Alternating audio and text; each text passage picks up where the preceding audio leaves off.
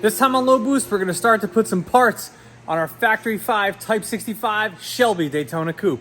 Let's get into it. So first and foremost, when you guys are gonna work on one of these Factory 5 cars, obviously wanna take your time, especially because they send you all the parts. See behind me? All those boxes, all the parts that are gonna go on this car, which is great. But it actually takes time to find the parts. So I'm actually already anticipating, like, before I start working on a specific part of the car, I have to find the parts before I even do that. And they're all in boxes and everything's labeled, but it takes some digging and flipping through paperwork to find it. So make sure you guys budget some time to do that. And don't just go flying by the wayside trying to figure out what parts and bolts go on things, because you might get the wrong ones. So make sure you take your time and do it. I feel like with some other projects, we don't get to do unboxing nearly enough. But with the Daytona, it comes with like 50 boxes, so you're gonna see a lot of unboxing. What's great is in the whole inventory after we did it off camera, not to bore you guys to death, doing inventory on everything so we could look at the inventory sheet and see what boxes are what. We're gonna start off with the Daytona by making it a solid roller first. That way we don't have to push it around on wheel dollies. We can actually have it on some wheels. So we're gonna put together the suspension first. Now, this car only comes as a full frame like this. There are no spindles, there are no control arms, there are no brakes, there's no nothing. You gotta put them together. The cool thing is, it all comes in boxes. So in this one here, you have to actually assemble them together. They come with springs, hats, coilovers. That's all in this box here. It's got Coney shock absorbers. And the next box, I think, are the spindles. Let's take a look at those now. So obviously, I think every kit's gonna be different, but this one is labeled box 21. So in box 21 in our inventory, it said it was spindles, or not the spindles, but the control arms to put the front suspension on. You can do both front and rear with this. We don't have the opportunity to do the rear yet because we want to send the old rear end that we have out to get rebuilt.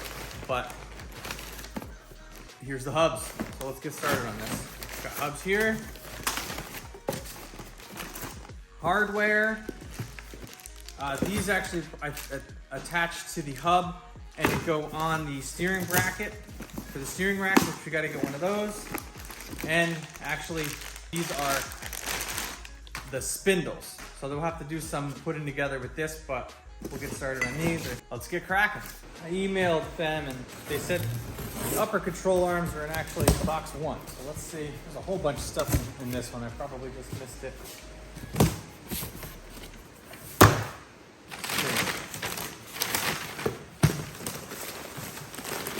There they are. These are the upper front control arms.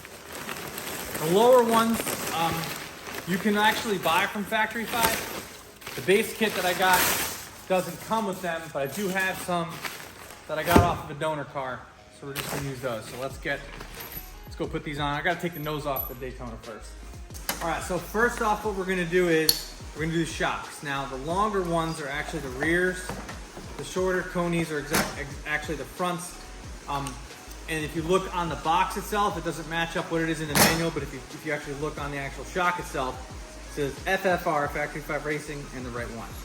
These slide over, takes a little bit of effort to get past the bump stop, and you put that down on the bottom, and then these thread onto these that slide over to it.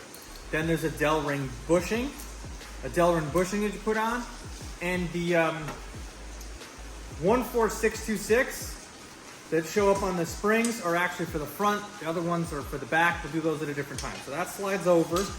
And if you put this down all the way, it'll make it easier to get the top of it on. If you want to add a little bit of grease to the bottom of this, then slide this down.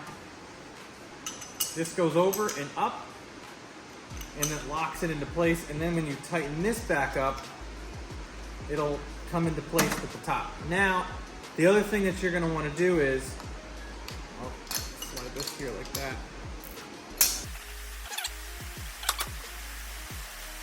Now obviously we're going to tighten it down more, but there's also a snap ring that comes in the kit here. I got to get some snap ring pliers that actually snaps over the top of this. You'll actually want to slide it down to make it easier to do that. But then you have one coilover done.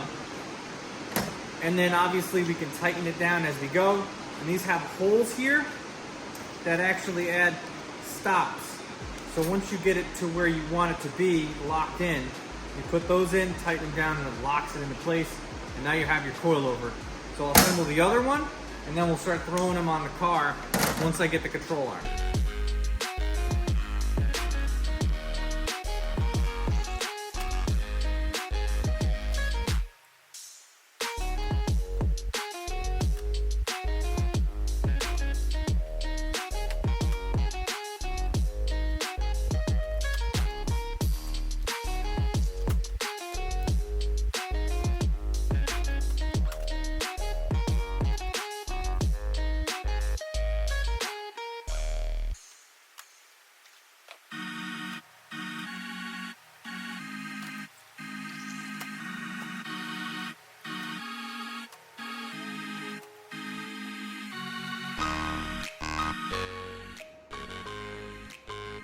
So these are the upper control arms. We got to put a ball joint in it and attach the hardware here, and then the coilover goes here or here. And the kit's got all the parts in one box. It's a white box. You got to go through everything to make sure you have it. But before we do that, we're going to put the ball joint on this thing, tighten it down, and then these two settings here, the top one is for race and the bottom one is for street. This car sits so low as it is. We're gonna put it on the bottom setting, but this is the easiest way to adjust the ride height if you wanted to do that. But I highly suggest using the bottom one because car sits pretty low as it is. So let's go ahead and put the ball joint in it.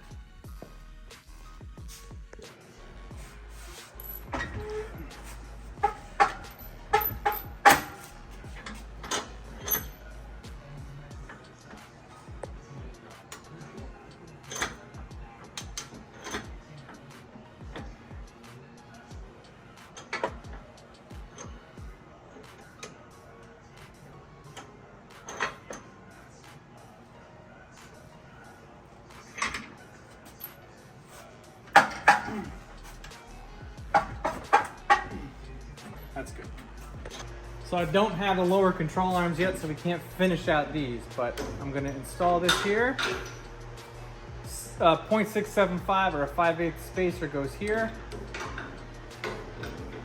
And this feeds through.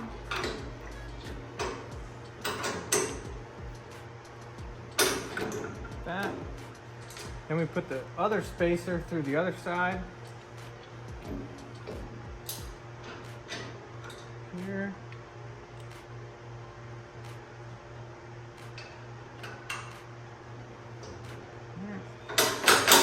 And that goes through. We got a washer. And that goes on. And we got our first coilover. And like I said, I'm using the bottom setting, not the top one, because this ain't a strictly race car. Your car's gonna sit low enough as it is. So next, we gotta do our lower control arm. And I gotta put the spindle on, and that'll complete out this side. We'll do the other side next. We have the upper control arm on. I don't have the bolts on there yet because I haven't found them. We have the ball joints on. Nothing's tightened down. I still gotta get the lower control arm off of a Mustang, 87 to 93 Mustang, and the steering rack, and we'll get going on that. Next up, once we do that, don't mind my dad's truck. We're working on that too. We almost got it running and driving under its own power. We're gonna send the rear end out to get rebuilt. It had drum brakes on it. I think I'm gonna put discs on it because this car is gonna have a lot of power. But that's a Ford 9-inch rear out of an 87 93 Mustang.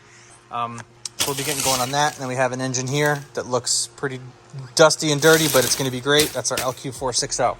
So we got that. That's gonna go on next, because the goal here for this is to make it a roller, front and rear end.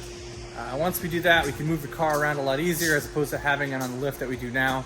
And then things will start to snowball a lot faster, but we've got a lot of stuff to go through. So if you guys haven't yet, subscribe, because I'm gonna have a lot of videos that are gonna be coming out on this car as we do the whole thing. And this build's gonna be a budget build to show you guys that you can do this on a budget, not spend 6 figures doing it, but still make a car that is rad and fast as hell as well. So thank you guys for watching. In the meantime, catch these videos that I already have ready to go.